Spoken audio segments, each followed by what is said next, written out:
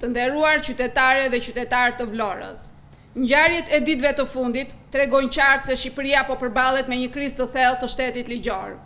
Kur vendimet e gjykatave shpërfillen, kur kushtetuta trajtohet si një letër pa vlerë dhe kur pushteti përqendrohet në duart e një njeriu të vetëm, atëherë rrezikohet vetë demokracia. Në Vlorë si në gjithë Shqipërinë po përjetojmë çdo ditë pasojat e kësaj qeverisjeje. Institucione që mbyllen ose hiqen pa asnjë transparencë.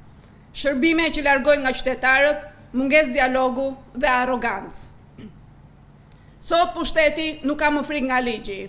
Ai ka frikë vetëm nga qytetarët që ngrihen dhe kërkojnë të drejtën e tyre. Vlora nuk është një qytet që hesht. Qytetarët nuk janë spektator të padrejtësisë. Më 10 shkurt, ju ftojmë të ngrihemi në një protestë paqësore, dinjitoze dhe qytetare.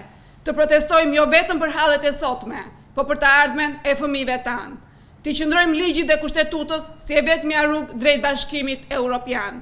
Ti themi mjaft shpërfilljes së institucioneve dhe kapjes së shtetit. Të marrim fatin e Shqipërisë në dorë. Më 10 shkurt, Vlora flet.